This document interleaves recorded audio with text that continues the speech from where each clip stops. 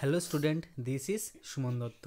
তো আজকে প্রেজেন্ট হলাম নতুন একটা ভিডিও নিয়ে। আজকে থাকছে ক্লাস 10-এর জন্য বায়োলজি থেকে একটা গুরুত্বপূর্ণ পার্থক্য। এই পার্থক্যটা আশা করি সবাই পড়বে এবং এটা কিন্তু তোমাদের পরীক্ষার জন্য খুবই ইম্পর্টেন্ট। ঠিক আছে, মাধ্যমিক পরীক্ষার জন্য এটা খুব ইম্পর্টেন্ট। যদি টেস্টে না আসে অবশ্যই মাধ্যমিকের মধ্যে আসবে। তো এখানে দেখো কি আছে প্রশ্নটা, যে হরমোন ও উৎসেচকের মধ্যে পার্থক্য।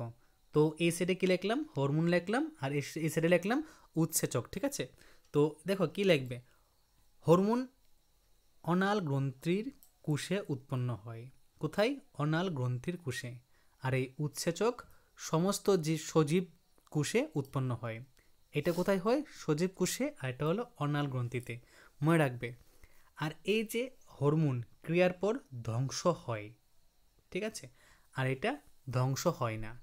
ঠিক আছে, এটা কি হয়? ধ্বংস হয়, আর এটা ধ্বংস হয় না।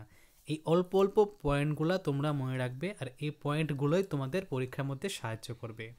যদিও তোমাদের পরীক্ষার মধ্যে প্রশ্ন আসে যে ক্রিয়ার পর কোনটা ধ্বংসপ্রাপ্ত হয়, হরমোন না উৎসেচক, তোমরা অবশ্যই যারা ভালো করে পড়বে জানবে যেটা হরমোন হয়। তারপর হরমোন ধীরগতিতে কাজ করে। ঠিক আছে, যেহেতু হরমোন ধীরগতিতে কাজ করে আর উৎসেচক কী হবে? ফাস্ট। ঠিক আছে, মানে দ্রুত গতিতে কাজ করে।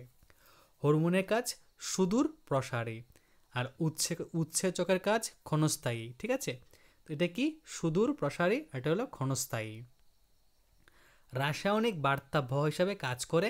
কি করে? রাসায়নিক বার্তাবহ। ঠিক আছে, আর জৈব অনুঘটক হিসাবে কাজ করে। এই যে হরমোন রাসায়নিক বার্তাবহ হিসাবে কাজ করে, আর উৎসেচক জৈব অনুঘটক হিসাবে কাজ করে। তো আজকের এই যে 5টা পয়েন্ট আছে, এই 5টা পয়েন্ট অবশ্যই তোমরা ভালো করে শিখবে, কারণ যদি পরীক্ষার মধ্যে পার্থক্য না আসে, যদি আসে যে বৈশিষ্ট্য, ঠিক আছে, কি আসে? যদি বৈশিষ্ট্য আসে, ঠিক আছে, তো বৈশিষ্ট্য হয় তোমাদের হরমোনে আসবে বা উৎসেচকের আসবে। তো যে কোনো একটার বৈশিষ্ট্য যদি আসে, তোমরা অবশ্যই এই 5টা পয়েন্ট দিতে পারবে। আর এই 5টা পয়েন্ট দিলে যদি পরীক্ষার মধ্যে 2 বা 3-এর নাম্বার থাকে, অবশ্যই তোমরা এটা ফুলফিল করে লিখলে পেয়ে যাবে। তো দেখো, যারা প্রথম থেকে লাস্ট অবধি ভিডিওটা দেখেছো, তোমরাই এই গুরুত্বপূর্ণ প্রশ্নের উত্তরটা এবং আমি যা বলেছি তোমরা জানতে পারবে। তো যদি ভিডিও তোমাদের কাছে ভালো লাগে থাকে, অবশ্যই ভিডিওটা সবার সাথে শেয়ার করো।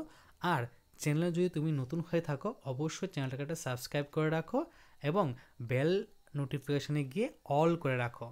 অল করার জন্য এই জন্যই বলছি যে যদি অল করে রাখো, আমি তৎক্ষণাৎ যে কোনো ভিডিও ছাড়বো বা শর্টস ছাড়বো, ওই শর্টগুলো তোমাদেরই উপকারে আসবে, তোমরা তৎক্ষণাৎ পেয়ে যাবে। তো দেখা হচ্ছে একটা গুরুত্বপূর্ণ ভিডিওতে। সবাইকে অসংখ্য ধন্যবাদ।